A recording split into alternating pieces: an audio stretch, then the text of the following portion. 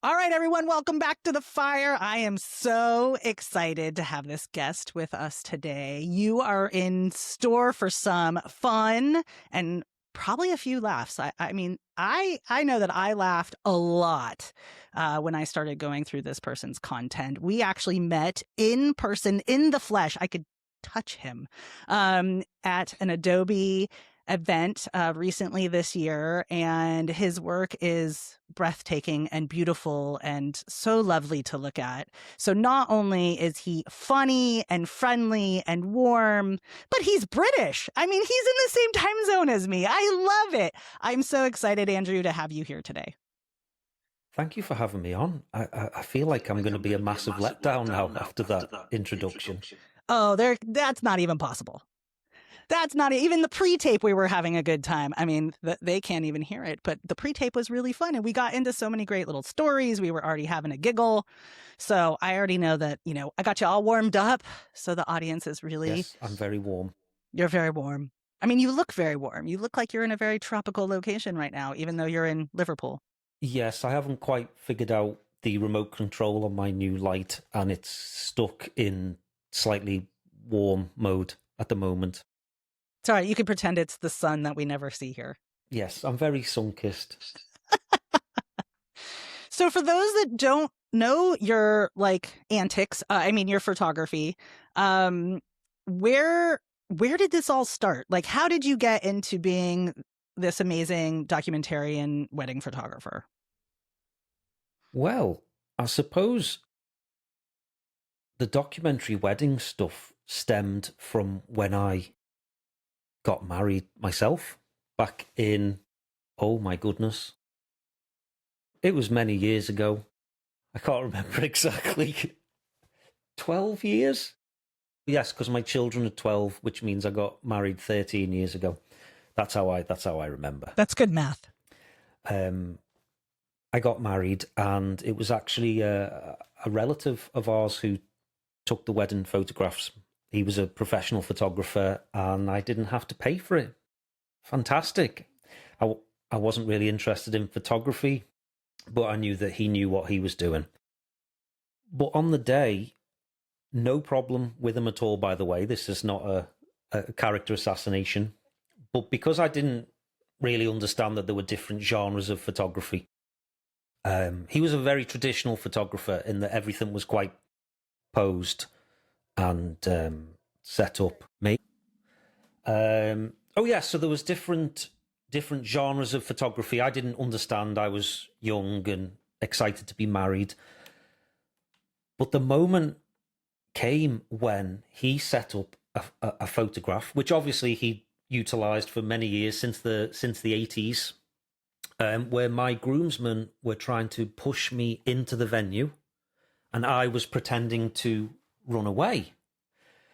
And he set this up, and it's fine. I've got no problem with people who want stuff like that. But this was the best day that I had ever been part of. I was getting married to an amazing woman, Lucy, and I was so excited to be married. So when I got that picture, I thought, it doesn't really mean anything to me because I wasn't running away. I know it's a cliche, a bad cliche, the man running away from the wedding, but I was very excited to get married. So that kind of stuck with me, and I never kind of looked at those particular pictures after that. But when I decided to get into photography was when I was having a very bad day at my day job. I worked in construction, and I was being shouted at. And after a particularly bad day of being shouted at, I sat in my office with no windows, and I thought, I don't want to do this anymore. I've been doing this for 9 years, and I'm sick of it. I need to go and be around happy people. I need to work somewhere where people appreciate what I'm doing and where I can express myself, and I've got no skills. So what can I possibly do? I don't know. And that weekend I went to a wedding. It was my cousin's wedding. It was either that weekend or the following weekend. And I had a few beers, and I saw the wedding photographer doing their thing. And I thought, wow, he is having a great time. He's doing Jäger shots with me cousin at the bar. He's got cameras on 2 leather straps. He's wearing a cool shirt. He's getting the crowd going. He doesn't seem to be putting anyone into silly poses. He's just having a good time and sneaking around and getting shots of people having a party. And so I built up the courage after many pints and wandered over to him in the evening. And as experienced photographers, I'm sure you all have experienced this as well, the drunken guest. I was that drunken guest, and I said, "Excuse me, mate, how do you do this? Do you have to go to university?" And he kind of looked at me, and he was very cool, and he said, "Not at all. You can get a camera, and you can start taking pictures, and you can start your own business." And then he gave me his details, because a few weeks later, he was running a course, an engagement photography workshop in Manchester. So I went along to that. And that's where it started for me. It was a miserable day in work, wanting to do something else, seeing someone having the time of their lives at their job, and then making that decision kind of at the moment, saying, I want to do that. So I started the workshops.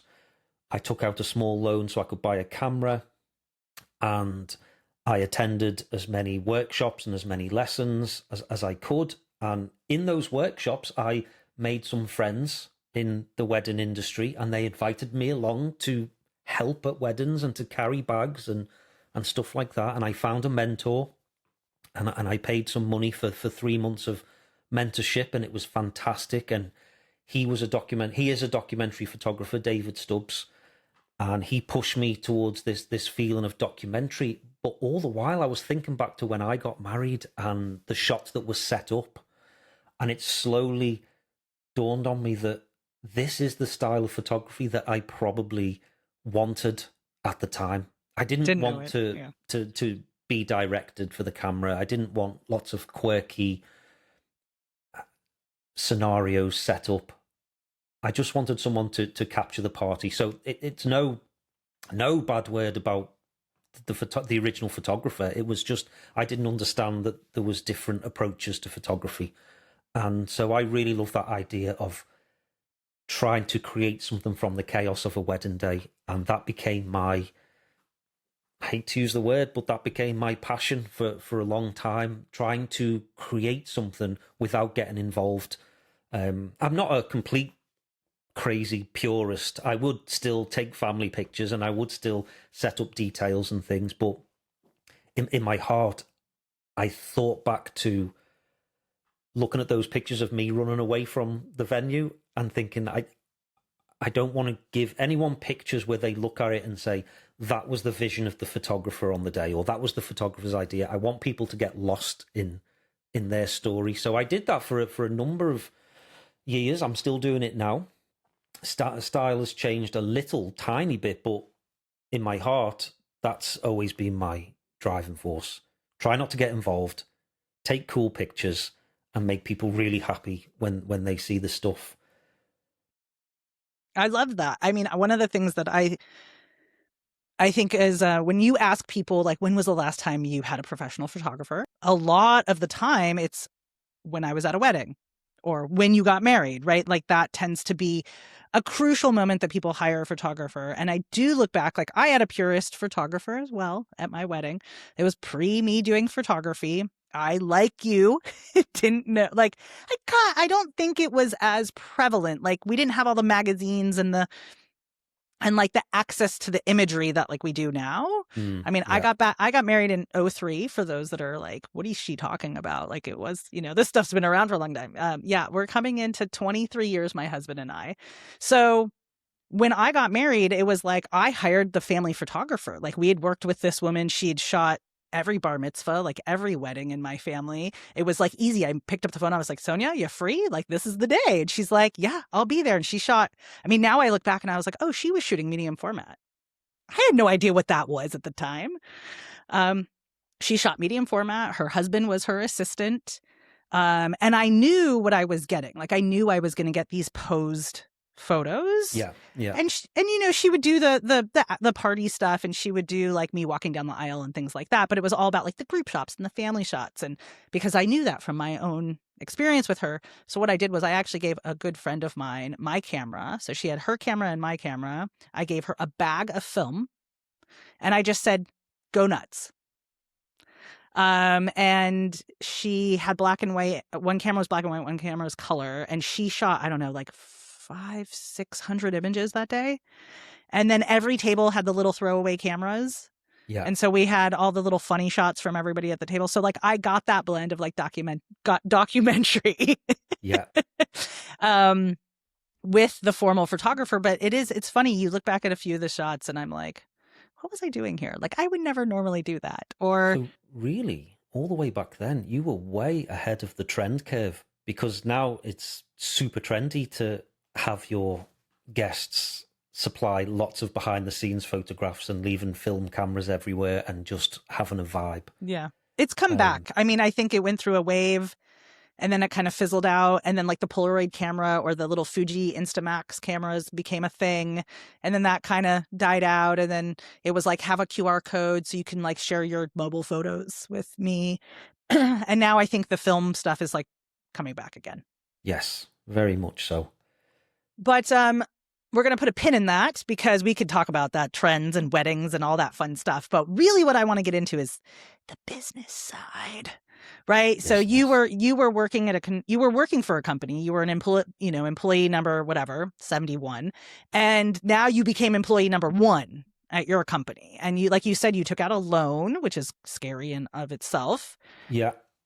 But how did you figure out this kind of business side? And I mean, like, I love that you talked about having a mentor, that you went and like second shot or even shadowed other photographers and you picked up like all of kind of the strategy and the way that the day works, and you could see the conversations that are being had, like all super important. But how do you make that into your business? Wow. The problem that I always had was, and I still have, is that I'm a terrible business person. I'm absolutely terrible. I believed that through the strength of creative photographs, money would be thrown at me by passing strangers. That was my business strategy. Take amazing photographs and money would happen. Unfortunately, that's not how it works in the real world. Luckily for me, the mentor that I spent money on, and I can't stress this enough, that was one of the best business decisions that I made. Not only was he he is a fantastic documentary photographer, so that our styles aligned. He's a brutal business person. For him, photography is 99% business and 1% photographs. Mm-hmm. He taught me things like having a website, working on your SEO, making sure that you blog every week and that your blog is tuned to be discovered on Google. He told me about having an attractive price list and about replying to people instantly. He was on board with not letting anyone wait longer than 5 minutes when they inquired, all the way back in 2014, when some people were saying never reply too soon because it shows the client that you're not busy enough. Interesting. That was a business thought back in the day, and David said to me, no, take no notice of that. You reply instantly, you give them the prices, and then you do as much as you can for them. So I knew nothing about business. I found someone who understood the business of photography. And although I didn't take on board every suggestion, because in my heart I still believe that take good photographs equals profit, I think I soaked up enough knowledge that I could start to cobble together something by myself. Have a website, have a coherent look to my photographs, blog successfully, put the work in to actually get my photographs online, enter some awards so that I could get some backlinks. And I just kind of stumbled into getting enough bookings to survive year after year. But I was not a great business person at all. And unfortunately, what happened with me was that as I got better and better at taking photographs, I got worse and worse at the blogging, at working on the business, on the blogging, on the networking, on getting recommendations, on going to wedding venues and on their open days, you know, and actually meeting people and showing people my work and talking to people in real life and doing favors for people and saying, yes, I'll come and photograph your venue for your brochure. Just make sure you put my name in the back of it. I kind of let all that slide because I was busy and because people were saying my photographs were very nice and I had bookings coming in for the following year through word of mouth. I thought, great, I've cracked it. I've done the business stuff at the start, but now I've got to the level where my cameras are so good and my lenses are upgraded and I've got a nice look to my images and I know what I'm doing on the day. Now the money will just keep on coming in. It's just, it's once that snowball is rolling down the hill, it never ends. It just keeps on getting bigger and bigger. But obviously, after 10 years of doing this and not putting any work into my business whatsoever, things got desperate towards the end. That sounds very dramatic, towards the end. But things got quite desperate when I realised that my bookings were massively down just after COVID. We had that year post-COVID when everyone was busy again. And that gave me that ego boost that everything's fine. I've got loads of work coming in. I don't need to work on my business. The following year, I had nothing in the books. So I spent the last of the money not on improving my business or understanding marketing or anything like that. I bought a new camera. And as a photographer does. As a photographer does. Because if you've got no work on, it's clearly the camera's fault. And I invested another lump of money in a new website and a new logo. So you rebranded because, that was the problem. I rebranded, but now that I'm obsessed with branding of photographers, I realized that what I did was not rebranding. It was just a slight readjustment of the aesthetics of my website. I understand now that branding is a much deeper journey than just swapping a logo and choosing nice fonts to go on your homepage. But I spent all that money. It was a waste of money. I had this vision of blogging every wedding that I'd ever done for my new website. I think I've got 11 on there now from 4 years ago. So yeah, it's all kind of fallen apart on that side of things.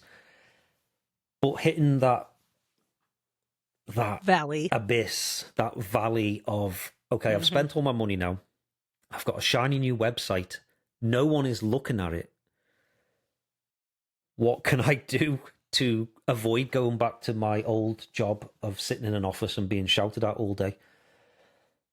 So someone suggested to me that a good way of getting my work out there was to start showing up on social media properly, because more and more people are using social media. Less and less people are taking the time to browse websites.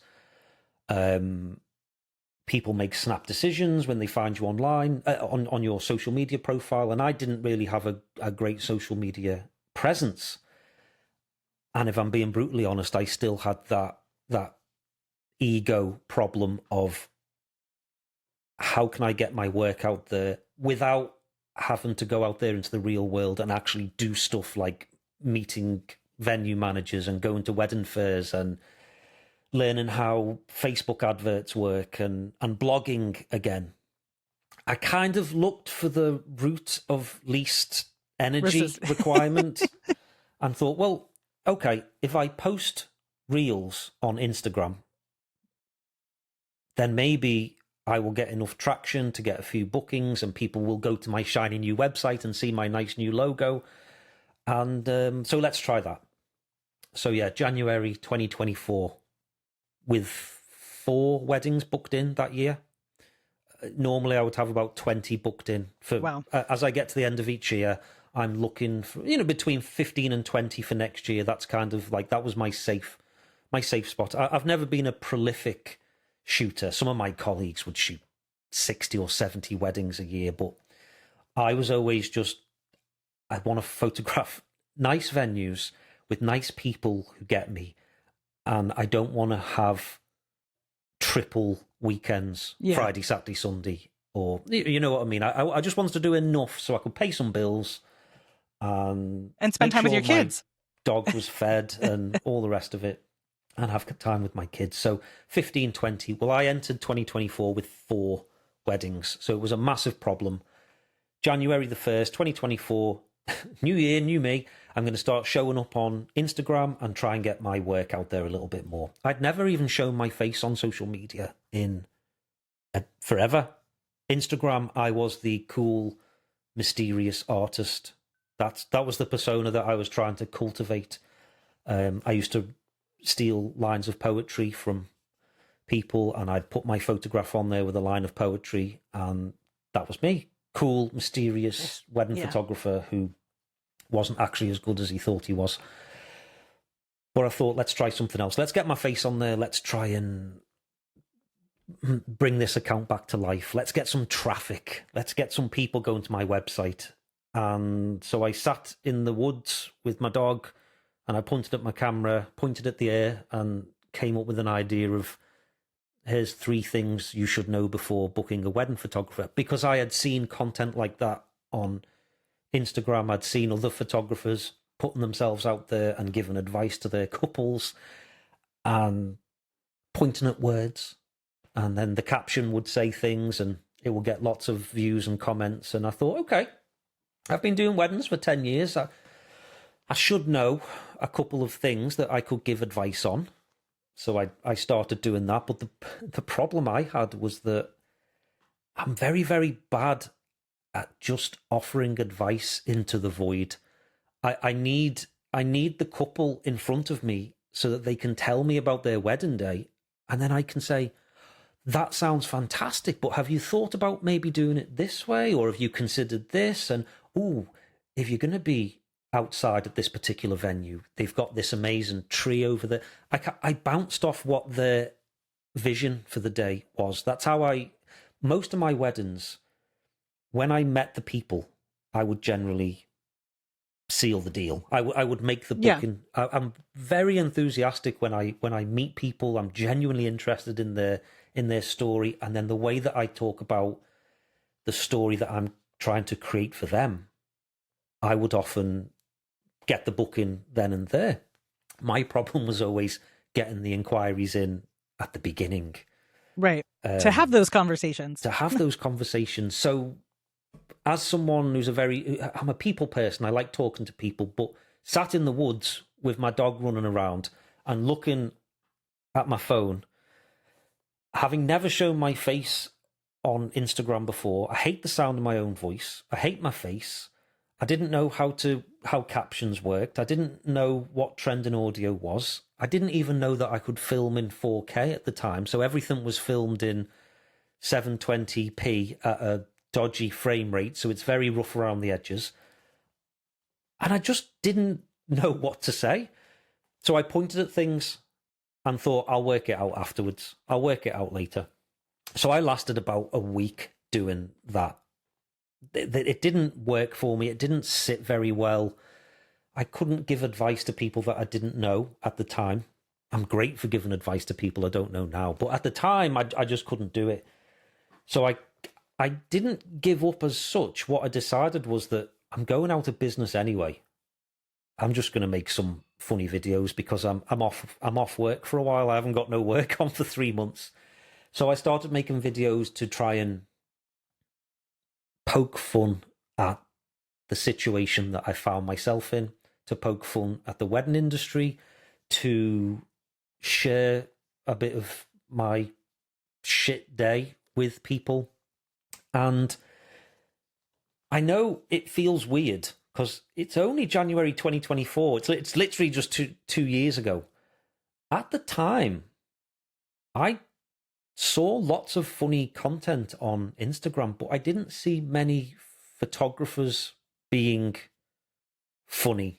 If you understand what I mean. I didn't see many comedy reels or comedy sketches popping up, photography related. I'm sure they were out there. Maybe the algorithm at the time didn't show them to me. So everything I was creating was pretty much just my own idea, and they are so bad. if you scroll back, they're so bad, they're so long, they're very niche, they don't get to the point. A lot of them are impossible to understand unless you are me, in which case I think they're very funny. But from that beginning, I started to learn how to edit them better, how to cut things down, how to use music, how to fit captions onto the screen properly. And after a couple of months of doing this, I'm only human. People started to like them, and the dopamine started to hit from people engaging with me. Bear in mind that I was basically out of business and no one had looked at my Instagram page in a long time. So getting a little bit of traction from other photographers messaging me saying that was very funny, giving me a like, giving me a share. You know, I enjoyed it. So I thought, I'm just going to carry on doing it. What's the worst that can happen? So I set myself a little goal. I thought, instead of just making funny reels, funny content in order to get those likes and that dopamine, I'll just set myself a little target.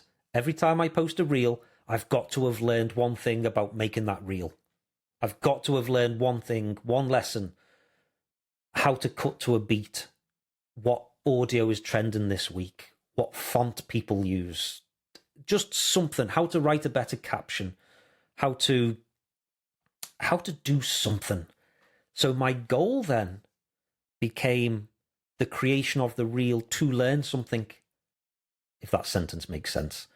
It was no longer posting it to get views. It was posting it because I could learn something. There's a process that I learned from that. And I kept on doing that month after month after month.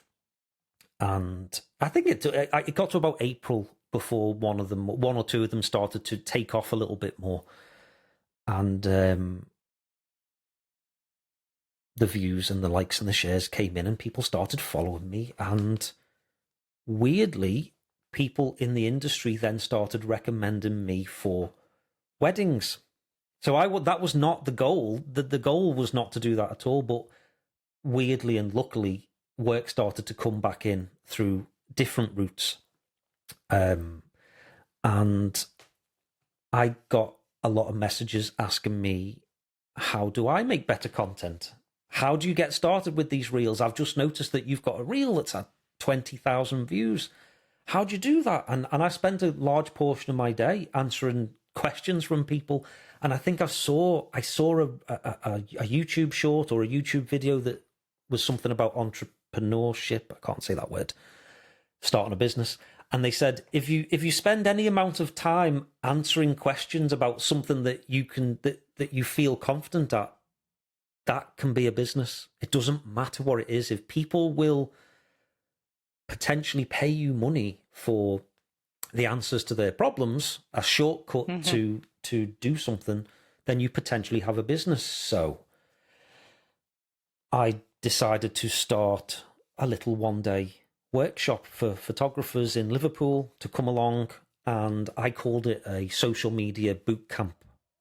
How to start thinking about social media in slightly different terms, because I didn't bore you with the complete breakdown of my mental health, but I was in a very toxic relationship with social media at the time when I started this journey. I didn't like Instagram or Facebook. I didn't like the photographer community.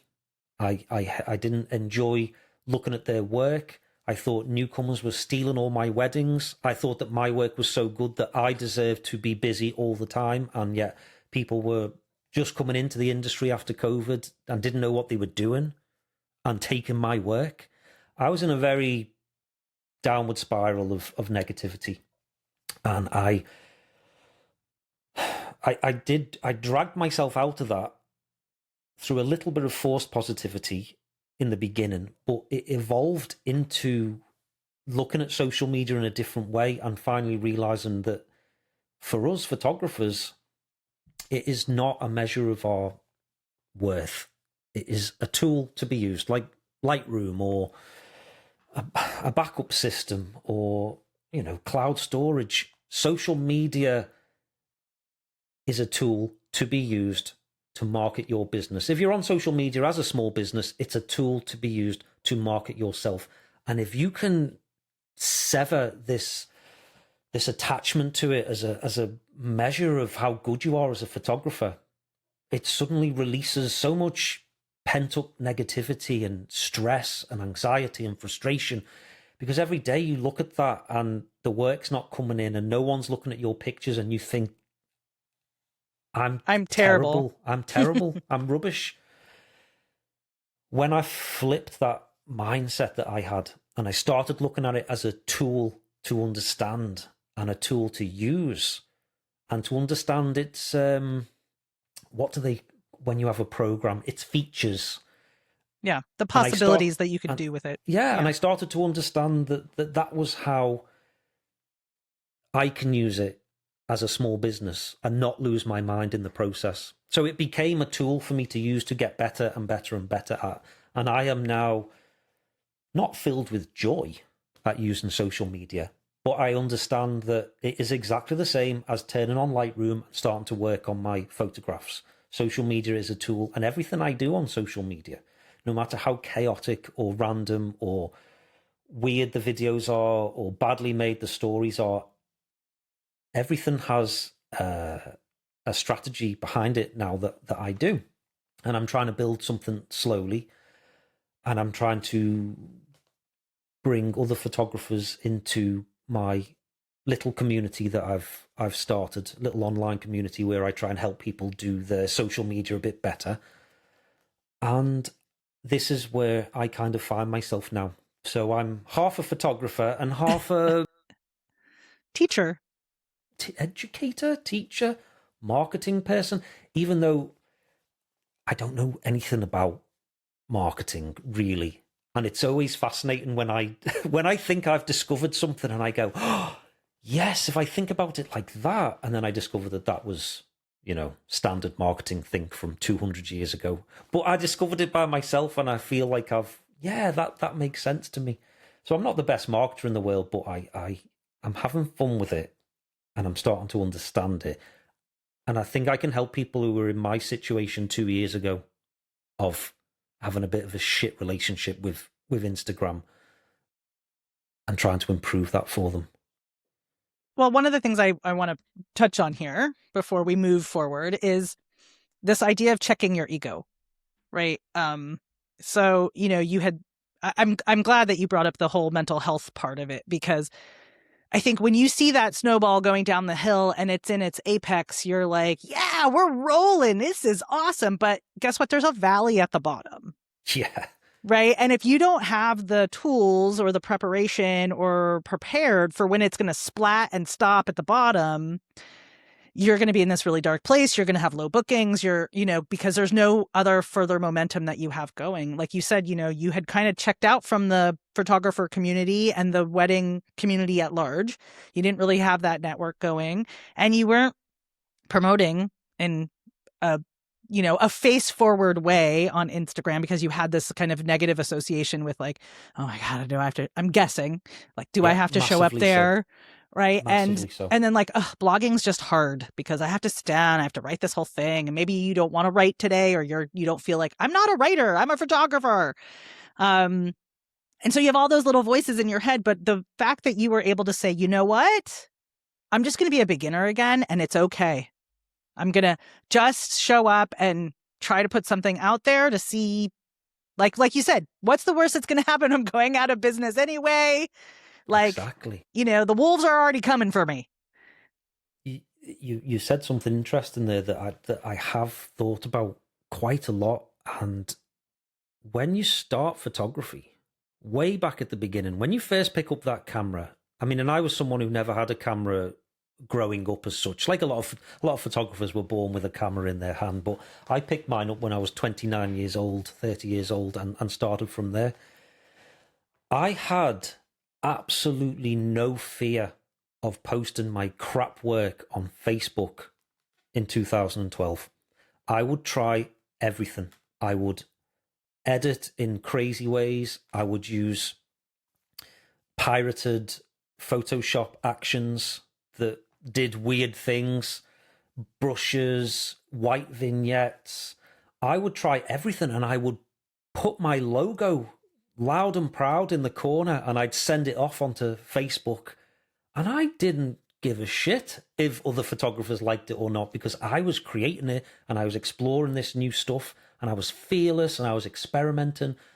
And it's weird that as you get better with that camera and you understand that there's a big photographic world out there, and there's things like conventions and magazines and blogs and huge names in the industry and coffee table books of photography I'd never come across before because I'm not very cultured.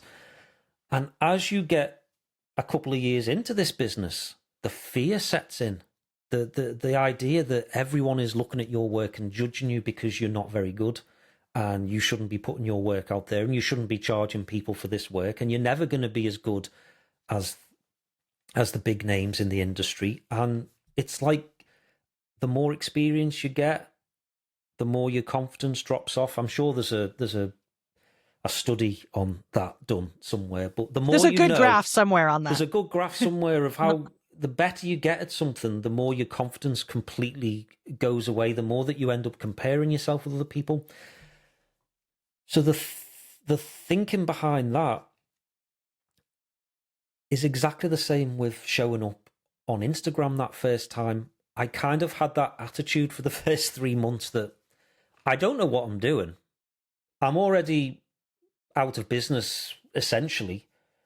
I'm just going to try stuff and see what happens. The fear that I had in photography of being judged by everyone developed over years of honing my craft and looking at other people. Suddenly I had no one else to compare myself with because the algorithm had never shown me photographers doing humorous antics on Instagram. I had no one to compare myself with. So I just made without fear and put it out there. And I'm sure I have popped up in a few WhatsApp groups in photography circles with people saying, look at this tit. What is he doing? I'm curious though, by joke. But I don't care. But I mean, like on that point, do you find that the people who did start to share your work and say like, hey, check out this photographer, do you find that the couples that then started coming to you like have that kind of humor streak in them, right? Like they get that sense of humor, or they appreciate that sense of humor? Yes, very much so. And in fact, so many of my couples before this all happened, after I met them in real life and after I photographed their wedding, and I still do, I asked them for a little bit of feedback after the wedding, because these are not the golden goose. I don't know what the word is, but these people are the ones, they're so precious. I know a lot of photographers think no news is good news. If you deliver that gallery and no one complains, then you move on with your life and you get the next booking. But these are so important to your business. These people have gone through the process. They found you, they've booked you, they've had you there on the day. So I asked them afterwards, what was the experience like? Can I get a few ideas off you? How did you find me exactly? I know you told me 18 months ago, but let me write it down properly. How was the experience? Did you like my website? All the rest of it. And so many of them said that, Andrew, your personality is a massive selling point, but we didn't know about it until after we met you in the pub. And it was when we met you in the pub that we decided, yeah, we could see ourselves hanging out with you for 10 hours on the wedding day, 12 hours on the wedding day. And they said, but it was never your personality that made us get in touch. It was always a recommendation, or we saw your website, or the venue mentioned that you'd work there, and your photographs are really nice. And then we met you and you were a lovely person and you understood our fears, and you need to put more of your personality in your stuff. So my personality hasn't changed at all. I'm still attracting the right people who gel with me when I meet them, but by putting my personality out there more in the way that I I mean, just as an example, the way that I reply to emails now has massively changed. I used to try and sound so professional when people messaged me. And now I So does that reply just mean like a stiff? Like you were just very, like very I was like proper and like very, made sure your very grammar was perfect? making sure my grammar was perfect before ChatGPT existed. I was trying to sound much more elevated and refined probably than I really am as a person. Whereas now, in the age of ChatGPT and a wealth of wisdom content out there, everyone's got an opinion on how we all should be doing things. I just talk like I'm on a text message to them now. Like, thanks so much for getting in touch. I'd love to be there for you at your wedding. Do you fancy meeting for a pint down the road? Drinks are on me. And it's like, yeah, we'll come and meet you there. Whereas in the old days, I would say, it's so wonderful that you've got in touch. I'm deeply moved that you've decided to reach out to me for the most important day of your lives. And it's a great honor. And please find attached my PDF price list. If you turn to page 6, it was just like, it just wasn't me. So weirdly, although I'm putting my personality out there more, I'm still attracting the same types of couples. They see my personality, they gel with it. Yeah. Yeah, I think what I would hope it happens is that now when people meet you, they're like, oh yeah, you're the guy I saw online, or I get your personality. It's no longer like, oh, I got your recommendation. Now I meet you and I see who you are. And I think Yes. this crosses, like, it doesn't matter what genre of work you're in as a creative. Like, you hear this in commercial photography. I hear this from creative directors. I hear this from all various types of artists of like, put your personality out there, because that can be a huge selling point for who you attract to come work with you, right? So whether you're building a team or, you think about these big commercial jobs, right? These 5-figure, 6-figure commercial jobs. These people are investing not only their time with you, right? They have to spend an entire day or 2 days or 3 days or a week on set with you. They want to know who you are and what your personality is, because they Massively know, so, yes. right, from your portfolio, they're like, we know she can make the pictures. We know he can make the pictures. We know that they're really super creative, but like, am I going to be able to get along with them for the day? Yes, absolutely. Photographers, especially wedding photographers, we're a funny old bunch, and we often say things like, or I know I do anyway, we would say to our couples, don't make any sudden buying decisions. I know we've met, or I know we've had a video call. Put your money away. We're terrible at sales in this country. Put your money away. I want you to be really sure about your decision, because I believe that there is the perfect wedding photographer for every couple out there. Wedding photographers are obsessed with thinking that every wedding photographer is different and there is a different couple perfectly matched for them. We think about this all the time, and yet we're so terrified of showing who we are, of showing that personality to invite our people closer. We believe it in our hearts, but we're terrified. We still want to appeal to everybody.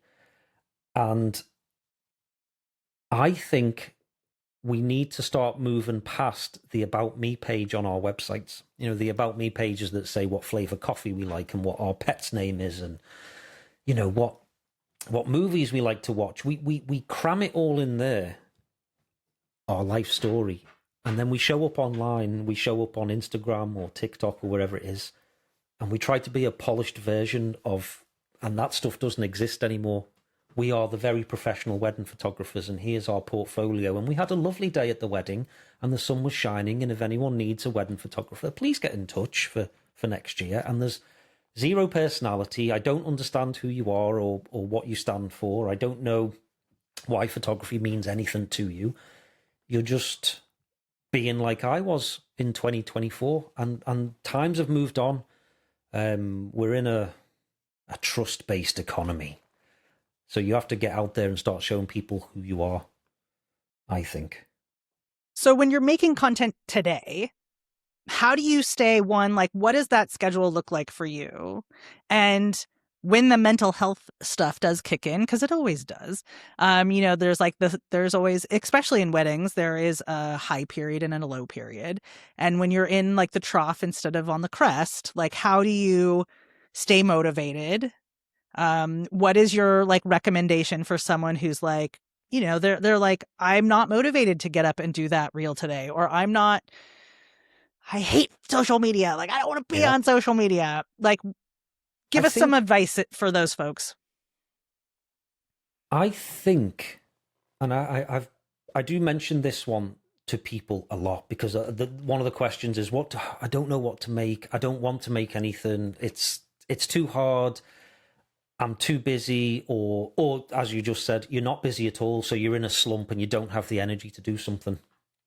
So you have to find the thing that gives you motivation, and something which I don't see very much online. But if I was going to start again and not do comedy reels, this is exactly what I would do. And it's a good one because in theory, it should motivate you to do it. Because there's one thing that I can always waffle on about. And when I meet my couples in the pub and I have my iPad and I show them a photograph or I show them a couple of photographs, and I will talk about that photograph. I will talk about the problems I had when I shot it, or I'll talk about why I love the light, or I talk about why I love the moment, or the texture, or the composition, or something about that image I can talk about with excitement. I can tell a story about it. And probably most photographers, if they look through their work, even weddings from 5, 6, 7 years ago, if I pull up one of my favorite images, a key image, I can remember the story behind what happened there. I knew that grandma had a bad leg and that she almost didn't make it to the wedding. And I also knew that as a documentary photographer, I didn't care that the backdrop was not particularly nice, because when grandma comes into the room and she sees her granddaughter, it doesn't matter about the light in that moment. It's not my place to interfere. I'm there to take that shot in crap conditions. It's dark, it's raining outside. I crank my camera to the max and I capture that moment. And as Nan's hugging her, she says, I wouldn't have missed this for the world. I have captured my couple in the pub with their pint. They are transported to their wedding in 6 months' time, and they're thinking about their family and they're thinking about the moments. And what I don't see online is wedding photographers talking about their images, and it sounds so ridiculous because we think, no, we post photographs all the time. We post slideshows and we tag in every vendor and we say we had a lovely day and all the rest of it. But when you just drag up one of your favorite pictures and think about the story behind it, and now instead of telling the couple about it that you met, you just tell your camera, and you can put the image behind you. You know, you can go all TikTok and have yourself as a floating head, or you can show the photograph and just write the caption. But I think we call ourselves storytellers, or a lot of wedding photographers I know call themselves storytellers, but we often seem to be really bad at telling the story of the image that we've just taken, because I think a lot of us are in the mindset that I used to have, which is that our photographs can do all the talking. If you have the photograph, people are going to throw money at you and book you. But those days are over. Now you have to tell people why they should give a shit about your work. And it's such a small thing, but I genuinely don't see many people popping up on Instagram with one of their images and just talking about it. And it's probably because we still live in we live with this idea that every other photographer is looking at our work and is going to judge us. So when we share one of our pictures and we talk about it, we're thinking in the back of our minds, or I know I used to, but this is a picture that any other photographer could have taken. It's not particularly awesome. The composition's not great. The editing is not the best I've ever done. The light's not fantastic. I'm not going to post it because another photographer could have taken this. But what another photographer can't do is tell the story behind that photograph in the way that you can, because you created that. You know what was going on, and you know what was going on through your mind. So I think an easy way, but potentially a deep way, and a way that you could keep going week after week after week. Here we are with photograph number 19 of my 365-day challenge Project. Yeah. of my project. Here's a picture I taken. It can be an absolutely standard picture, but when you know the story behind it, because you made a note at the wedding. For 10 years, I got told so many nuggets of amazing information at these weddings that I was at. And I used to say things like, that's great. Can you just go over there to, just go back with your family? Like, stop talking to me. I'm a documentary photographer. Now I am kicking myself, because these little details are what will separate. Ultimately, they are going to separate you now on social media, on your websites, on your blogs. The story that someone tells you about the dress, the necklace that was great grandmother's. I was never interested in all that stuff because I was an artist. I just wanted to take the photographs and make it look good and put a line of poetry, and people would come and book me for their wedding. But I knew that stories connect with people, because when I would sit in the pub, I make it sound like I'm in the pub all the time, but when I'd sit in the pub with my couples, I didn't show them a photograph and then sit there smugly with the photograph on my iPad and go, what do you think of that? It's pretty good, isn't it? Do you want to? I've got Apple do you Pay. Want to book me? I would show Here's them my QR card. I'd show them the picture and say, "Oh, this one's amazing. Like, you see this moment here. This is actually because the bride didn't know where the groom was, and I was following the bride, and she was looking for him, and she was getting more and more irritated. But actually, he was here, and then he came out, and they found each other, and they had this moment outside, and I was there to take the picture. So although it looks posed and set up and gorgeous with the light, she was 10 minutes from calling the wedding off because she thought he'd gone drinking with his friend. There's a story behind everything, and that's what I tell my couples. So when you lack motivation, look at the photographs you've taken. I know it sounds so stupid for a photographer. Look at the photographs. Look at the photographs that you've taken, and imagine explaining that to one of your clients, one of your couples, and try and find that story. And you might not be confident enough to show up as a floating head on Instagram, but at least you can tell that story in the caption.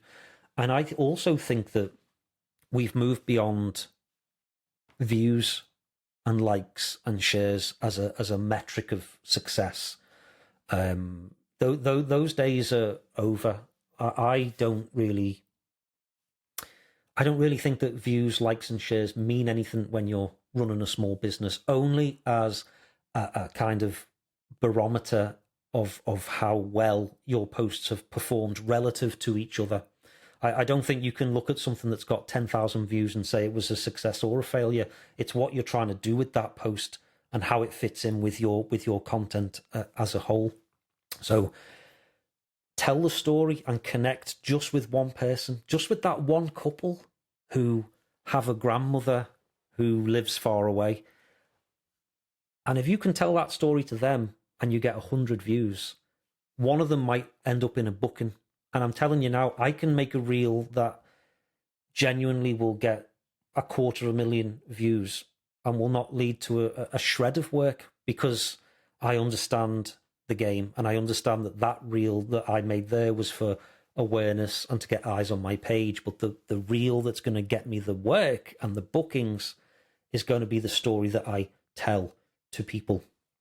You understand the reaction that piece of content will get, and you can adjust your expectations accordingly, which is fantastic for mental health, because you're no longer saying whether a piece of content worked or failed based on how many views it got. when you understand what the content is trying to do, you know the reaction that it's going to get, which is if I give you an example, when I make a funny reel, I know it will probably get quite a few views and likes and shares and blah, blah, blah. But with that funny reel, I don't try to sell anything. I don't try to tell my story. It's just there to generate awareness and to get people to look on my page. When I make content to go deeper, to connect with the people who already follow me, it never gets as many views, likes, and shares, because I'm only connecting to the people who already know me and follow me. It's a different type of content. So it's deeper, it doesn't get any views. The last kind of content, because I don't complicate things, 3 things is enough for me to remember. The last kind of content is the selling content. And it's where I will say, I have a workshop available. This is the content that actually pays the bills at the end of the funnel, if you like. And the selling content gets barely any views, likes, shares compared to my awareness building content. And that's absolutely fine, because that's how human nature works. And it works even with massive accounts all the way down to little accounts. If you notice, you'll follow a super popular Instagram account, a massive one with 1 million followers, 500,000 followers, and their funny reels or their day in the life content will get 10,000 likes. Then they have a sponsored post that says they really love this new skin cream or whatever that they watch, and it will have about 10% of their average, or less, 1% of their average likes and views. And that's not because that post is a failure, it's just because people don't like being sold to and they scroll past. But that will be the post that brings them the money in. And once I understood that, I'm not going to say once I understood human psychology, because I don't understand human psychology, but I recognize that when I make a funny reel with nothing attached, I'm not trying to sell you anything, I'm not trying to get you to follow me. People are very generous with their time. They enjoy the comedy. They leave a like. They leave a comment. When you're trying to sell something and there's that exchange of value going on, not as many people are interested. But the 10 people who do want to come and buy a ticket for a workshop are completely ready to buy now. They enjoy my content. They understand what I'm trying to do. They like my stories. They send me comments. They send me messages. So finally, when I'm ready to sell, they dive in. So I only might get 100 views, but I sell every single ticket. So I don't look at my content now and say, oh, that only got 100 views. No one likes me. I'm deleting my account. That's the end of it. Instagram is a hellhole and nothing works. The algorithm is broken. No, I understand. Low energy, funny content. Lots of likes, views, and shares. Fantastic. I'm a wedding photographer. Please book me for next year. No one cares, apart from the couple of people who've been following you and who might end up booking you. And they hopefully will get in touch. The problem that wedding photographers have got, shall I tell you what the problem they've got? I think we should have a dramatic pause. Mouth's getting dry. The problem that most wedding photographers have, is that a lot of the time we try to sell with every post. So when we post our lovely picture, we won't just say when grandmother came and she had a bad leg and it was a beautiful moment. We will tag on there somewhere, and if you're looking for a wedding photographer, please get in touch. I am available. All of a sudden, we flip the energy of that post into a selling post. I know it doesn't feel like it, but we have. And as soon as people understand that they're being sold to, then that reactance happens, that pushback, that feeling that we're losing our autonomy. We do not like being sold to, but we like to buy stuff. So you have to start viewing your content as layers and build content for the year. Build content for the next 6 months. Don't worry about individual posts and how well they do. Just tell your story. Tell people you're available separately. And I think photographers can do social media a little bit better. by viewing it in that way. You'll probably see that a lot now. Every time you see a photographer post something, they will tag on that they are available, or they have space, or they have mini sessions, or they have something, and they will do it every post. Every post will be what I call a conversion post, a selling post. They're trying to get business. They want people to get in touch or download a brochure or whatever it happens to be. And selling content is the worst performing content on Instagram. It's the worst performing. So you cannot tie your emotions to it. And that's why I separated it away from my funny reels. So some people think I'm crazy that you've got a reel there with 1 million views and you haven't mentioned that you're selling a workshop, or that you've got a preset to download, or that, you know, you've got a special deal if they use your code. That's a waste. That's 1 million wasted views. You should have gone to marketing school. And I say, no, that's 1 million extra views on my page and 1 million extra potential future customers once they read my story and they get involved and they go deeper and they say, yes, you know what, I do need help with my social media strategy. And eventually they get in touch. I mean, anyway. I think what you're touching on is very classic know, like, trust. Yeah, exactly. And funnel marketing, right? So like there's top of funnel where like that's your humorous stuff. It's top of funnel. You want to drive new views to your page. People are like, oh, who is this guy? And maybe they'll go look at your profile and click on a few more things. But now you're maybe in their world because they're like, that was pretty funny. Like I'd look at his stuff again.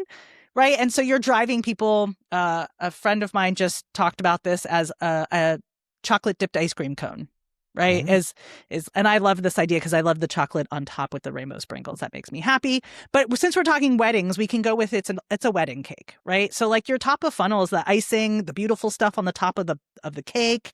Right. And people come and they're like, oh, I really love, buttercream. Buttercream's my favorite. Look at this beautiful cake. And that's your humorous stuff. That's the top of funnel stuff. Yeah. And then it's like, well, once you cut into that cake, the actual cake layer is that middle stuff. That is like almost kind of what you're talking about. That's that conversion post.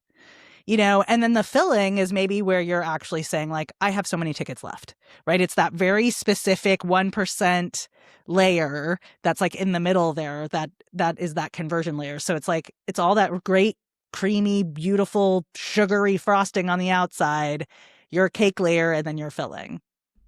That's exactly it. And like I think I said to you before we started recording, I don't understand marketing. I'm not very good, and when I fall into things that have been widely understood for hundreds of years, I think I'm a genius and I've discovered something amazing. But by stumbling down this path myself, it really sticks with me. I understand what I'm trying to do. I haven't read it as a framework somewhere else and I'm trying to make it apply. I started making funny content because I was terrible at making anything else. I just didn't realize that what I was doing for a good 12 months, I didn't understand that I was the frosting on the cake. I didn't understand that that's what I was doing. And I naturally then started to make more nurturing content and telling people about my story. And then finally, I remembered, not as a strategy, but I remembered that, oh yeah, I do have to actually make some money at some point. So I would mention my workshop and it would sell out. And so I kind of stumbled into this funnel system. I know everyone knows funnels and they all have different strategies now and everyone knows marketing, but I kind of lived through it and it worked really well. So this is pretty much how I teach other photographers to do stuff, to keep those layers as separate as possible, because it really helps to understand the results that they will get with their content when you don't try to make every post do everything. And that is the temptation, isn't it? Because you don't necessarily like going on Instagram. You don't like creating this stuff and making a post. It takes so much of our energy, our headspace. When we get around to posting something, we want it to do everything. We want it to show our personalities and to show our authority and to show our technical prowess. And we want to be funny and we want to be liked and we want it to get a booking and we want it to go viral and we want it to be nurtured. We want it to do everything, because if I'm going to sit here for 3 hours and make the thing, I want it to do everything. But when you're not good, and I'll say it, I was not good at making content originally. As some people would say, I'm still not good at making it now. But when you're not good at it, trying to make it do everything is an impossible task, and that content will collapse under the weight of expectations that you place on it. So I was bad at doing all the other stuff. I made the funnies. And then on the day when I thought, you know what? I solved that problem all by my very self. I'm going to tell people about it. Unbeknownst to me, that was my middle of the funnel. That was telling people my story. And then I would sell something right at the end. So splitting up and getting rid of that weight of expectation has enabled me to keep creating for 2 years now, because I don't have to sit here and think, right, I need to make people laugh and I need to sell a wedding and I need it to go viral and I need it to build authority and show how handsome I am and how clever I am and how witty I am. I don't do that anymore. I will just sit down and say, I need to tell people that the tickets are available. So I will just say, I've got tickets available. Or I will tell them a story. Or I will make the funny. And it releases so much. I don't know if headspace is the right word. I think I read that word somewhere this morning and now it's stuck. It's stuck in my headspace. When you're not trying to make it do 27,000 things, make people laugh, inspire them, give them a tip, tell them something that happened on your day, show them something that happens behind the scenes. You can split it, one piece of content just to do that one thing. You post it and you forget about it. And then the next day you think of something else. When I tried to do everything, it sits heavy on you. And when something sits heavy and your body fights against it, and you can only do it for a day or two and you think, no, I've had enough of that. And you go back into hibernation and you don't turn up on social media anymore. So, yeah. I think it's a very great playbook that you have outlined for folks who are in that mindset of, I need to post and get bookings. And I think it's a great strategy to think about, okay, well, what are these 3 buckets? What is the 3 goals? Those are the 3 buckets. Am buckets. I just trying? Yeah, a great word. Buckets. Yeah, buckets, right? 3 buckets, right? You have your 3 buckets and it's what am I trying to do? Because each bucket's got to do one thing. It can only carry one thing, right? You can't have sand and water in the same bucket. You got to have water in one bucket, sand in the next bucket. I don't know what you put in the 3rd bucket. If you're building a sandcastle, maybe that's your tools, your shovels or whatever. But each bucket's got a job, right? And that's your bucket that you got to carry. And so I know for me, just listening to you say that, I was like, oh, I've done that. I've been guilty of that, right? I've been guilty of putting that line in all of my stuff. But even from, I have this food series I've been posting about, and you gave me a great idea. I should just post up the picture and I could tell the story of behind the scenes instead of showing behind the scenes, which I don't think I have actually anything of the behind the scenes of doing that shoot.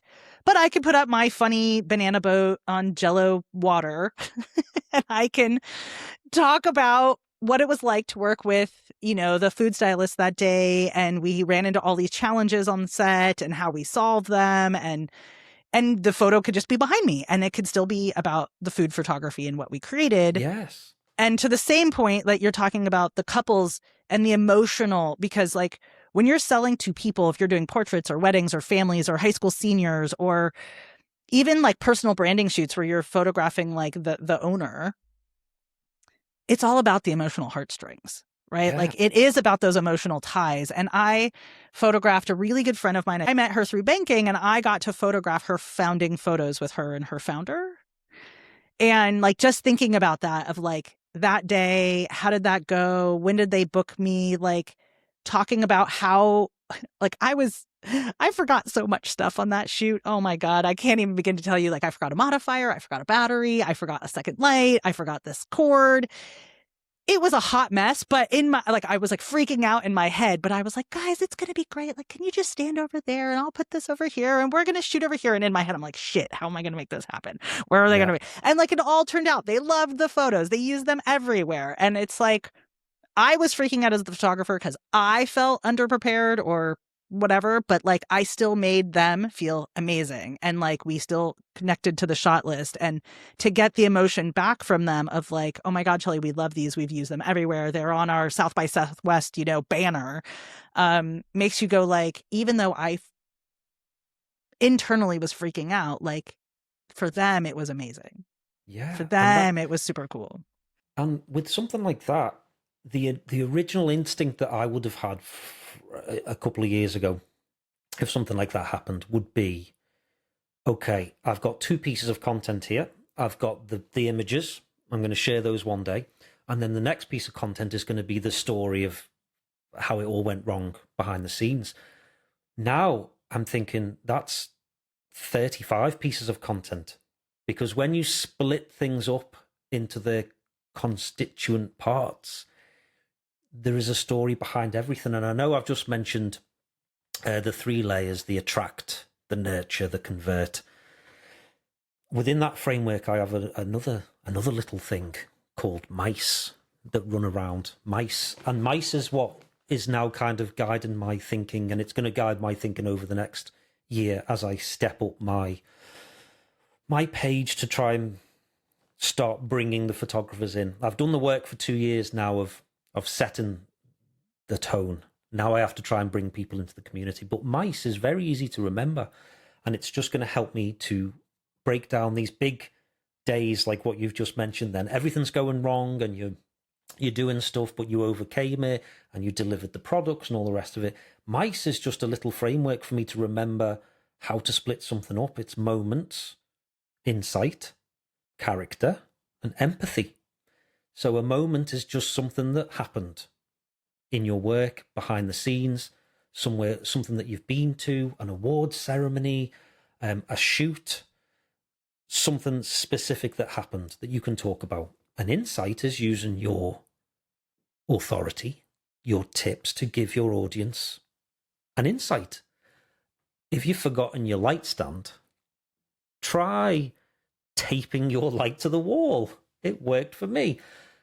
So you share a little, what we used to call educational content, I think has now moved on, because you are just trying to you're trying to humanize your content. So educational content, I don't like it, but giving someone an insight into your world with your experience when something went wrong and here's how you fixed it. Character is building your character, showing your character. The funny reels are now character building for me. They show people my personality, who they're going to be working with, anything. And that includes, and I hate to say this because I used to tell people not to share them, but memes. You're allowed to share memes. Officially, I used to tell people, don't do it. It's not original. No one likes it, but you are allowed. If you're going to share memes on your stories or whatever, that's part of character. And then lastly, empathy is just showing your audience that they are heard, that they are understood, and that your page is a safe space for them. So that's where you would call out your ideal clients. Shy brides of 2026. Introverted couples who don't want to be the center of attention. These are where you're going to create your specific safe space for people. And obviously, because we're trying to humanize our content, I don't want these rigid categories to just live by themselves: moment, insight, character, and empathy. You're trying to combine things, mostly with empathy. That's where the secret sauce of a successful social media page strategy will work. It's doing the thing. It's sellotaping the flash to the wall. That's the thing that happened. But now, how can you make that about your ideal client? How can you show them that you're a safe pair of hands? How can you make them feel heard and understood through the thing that just happened? So you can combine your approaches. Yeah. And I think, not because I hate complicated things, but I can remember mice. I can remember those 4 ideas. And then, so I know how much mental energy to spend on that piece of content. Am I trying to make lots of people see it? Am I trying to tell my story, or am I just trying to sell something? And so between these two ideas, I think I should have a strategy that will work for most of my content going forward. I forgot the original question. I told you that I'd do that at some point. I went off on a tangent. No, I think you answered it, which is like, if someone is in a slump, right? How do they start showing up? About. Right? How does someone show up, and how does someone get going? But this also, I mean, you already answered my question, which I had, which is like, what do you see going forward? Which is exactly what you just said here, which is this idea of moments, insight, character, empathy. Did I get that correct? Wow, well done. So mice, right, combined with the layer cake that we just talked about. So if you take, whether you're taking the moment or the insight, and you're then deciding, or the character or the empathy, and you can mix the letters together. Yeah. Right. So we could have just me. We could have moments and empathy. And we can mix that with, then, do we want that to just be top of funnel? Do we want that to be the sugary buttercream, where we're just kind of putting the humor for you out there into the world? Or is it more about, oh, I want people to know that, like, I have bookings open for June. And then I could talk about, maybe June weddings or something like that. I think it's such a useful tool, even if you don't use it as intended. And I probably won't always use it, but it's a great tool to sit down, to be faced with just a mess of ideas, and to go, no, today, insight. What little tip, what quick win can I give my audience? And it will just help start the process. And you might end up in a completely different piece of content, but it's just something to get you past that first hurdle. Because when you sit down on a rainy Tuesday morning and you're looking at your screen and you're thinking, I haven't posted anything for a week, I need to do something, it can be really hard. Most of what I do is geared up towards people who don't think about their content too much. When you see, because some people who are now advanced with this, especially some of the people in my group, and they're saying, now, I know you have attract, nurture, convert, but I've done a piece of content and it combines all three, and I can make people laugh, and I can tell my story, and I can sell. Fantastic. That's the kind of content that I see really good content creators doing. The kind of, you're scrolling Instagram or you're scrolling TikTok or wherever, and it usually starts out with someone going, I've just had the most eye-opening experience of my life. And then for the next minute and a half, you see this story unfold. They've hooked you in. Something funny will happen. They'll have a realization. They'll hit a rock bottom. They'll give you a takeaway. And at the end of it, you think, wow, what a great piece of content that was. You are seeing the culmination of effort and thinking and strategy, and they've probably been creating stuff for years. That's not what I'm trying to do. I don't want people to look at that type of content and say, that's what I need to do. We, and especially me, who's actually quite shit at making stuff like that, try and make it as easy as possible so that you can turn up every day or every other day. Because when you can be consistent, you can get that longevity. When you post garbage for a year, your garbage is going to be much better at the end of that 12 months than someone who posted a few times and gave up. It's like going to the gym, isn't it? It's the reps. That's what people talk about. It's the reps. Do the reps. Honestly, post the garbage. Get it out there into the world.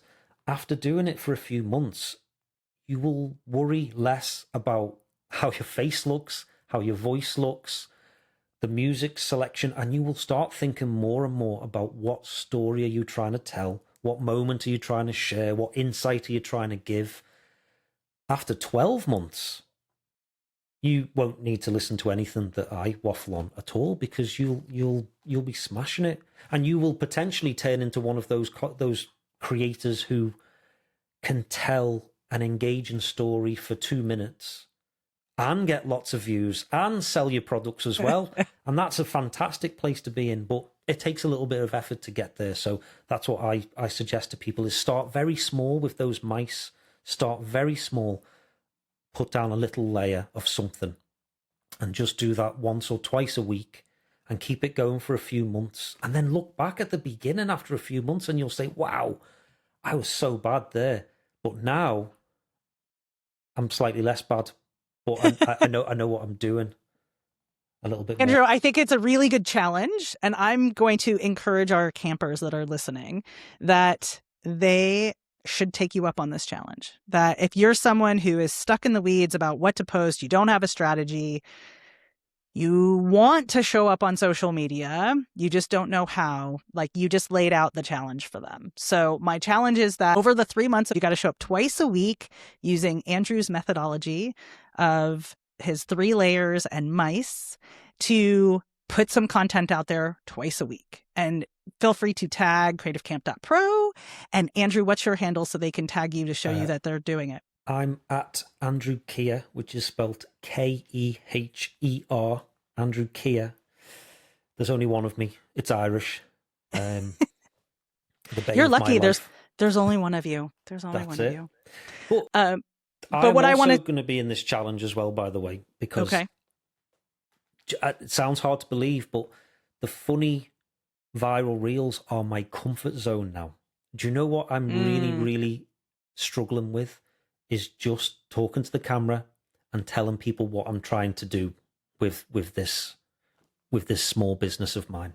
So I am in the same boat. And when I don't know what to say, I kind of default to going to do some crazy stuff that actually takes much more effort to create. But because I've been doing it for a long time, I feel really comfortable doing that. So I am also going to be in this challenge. I need to start putting my little story out there as well. Awesome. Well, I know that if you want to hit live on your IG account, you want to do an IG live, I will come and be with you and we can talk about your story. We could do that. That would be cool. And we could do that, maybe we do that like twice a month and just kind of have a little rap session about what it is to do, marketing. Because I talk a lot about how to market yourself actually off of social media, the 5 ways to market your commercial business without using Instagram. But we could talk about it on Instagram, without social media. Oh, what? Well, I talk about LinkedIn and Pinterest and Behance and email marketing. Oh, you're a proper marketer. And doing portfolio reviews. Very silly. But remember, like when I was doing weddings and families and kids, I was in the same boat that you're in today. And I totally know what it's like to have to show up, market with the wedding planners, market with the venues, like get to know all the bands, all the cool bands and all the DJs. And basically you're trying to build that vendor network. Yeah. And I still have that vendor network today. I just use it differently for my commercial editorial work. So like there's a lot of crossover from wedding world to this world and a lot of stuff that can go from this world to that world. So I think it's a very dynamic conversation we could have. I challenge us to do it. We'll put something on the calendar. But unfortunately, we have to put the fire out. We have to get going. So before we go, please tell everybody where they can find you online. Where is the brand in? What is coming up for you in the next, let's say, 3, 6, 12 months? So you can find, I'm usually hanging around on Instagram, which is Instagram at Andrew Keher. I have links on my link in bio. I have a link on my bio to the brand in, which is unfortunately based on school at the moment. I didn't know that school wouldn't give me my own website address. So it's school.com/the-brand-in. The brand in is the digital tavern where me and the other photographers hang out, and it's all fantasy themed, and I play tavern music and I wear a wizard's hat and I have a green screen and I talk to people about social media and about branding. And the next 6 months for me, there's a big push into the brand in. It's a big push. I have a goal That's what I was going to mention. I want a goal, and you have to have a lofty goal. So I want to help 10,000 photographers with their social media, but I haven't actually finished the wording of the challenge yet. Me and ChatGPT have to have a long conversation about it at some point. I'm only messing. I don't use ChatGPT. Sorry, Perplexity. Yeah, so I want to help or invite 10,000 photographers to join me in the branding. And that might not happen for years, but I think you have to have a target, and having a target gives me something to talk about then online for the next 6 to 12 months. Join me on my quest to help 10,000 wedding photographers or 10,000 photographers do social media a little bit better. I think that's what it's going to be. And I'm going to be putting my money where my mouth is and actually showing up online, talking to the camera as a talking head. And it won't go viral. There won't be any huge jokes. It's not going to get millions of comments and likes and shares. But it's going to start telling my story, and I'm going to show people who I can help and invite them to join me in the branding. That's what I'll be doing over the next six months, 12 months.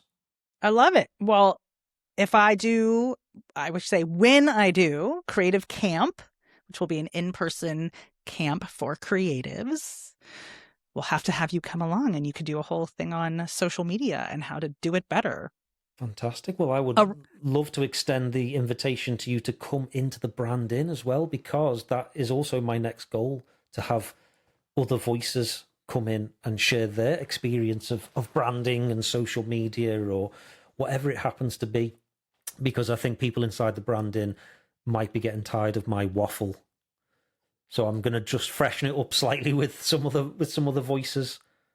Well, I love the idea of collaboration. I think it's why I started the podcast. I think more voices, sharing experiences, honestly and openly about what's working for them, as it helps other people see that like you can take a framework and apply it in different ways and get the same results. So I would be honored and happy to have a pint at the inn with your, especially to see this wizard's hat, by the way. That I was like, Andrew in a wizard's hat. That sounds amazing. But for all of those that are listening, it's been really fun to have you here with us at the campfire. Hopefully you had your hot cocoa and some good old s'mores, and we will have Andrew back. I'm sure we have so much more to talk about. So if you have social media questions, you can drop them in a DM over at creativecamp.pro. You can hit me up in the Spotify comments. You can drop them in the YouTube comments. It's all about where you're listening. And if you don't know any of these platforms that I'm talking about, but you happen to listen to this on Apple, which does not have a very good interactive community, you can just drop me an email at hello@shellywaldman.com. It's been a pleasure, Andrew. It's been really, really fun to hear your story and get some very tangible things to go do. Thank you very much for having me on, and I can't wait for us to hook up again. So before we put this campfire out, I just want to recap what an amazing episode this was with Andrew. From being a construction worker in a windowless room to teaching people social media that he figured out on his own and reviving his business. Right? I mean, how incredible is that?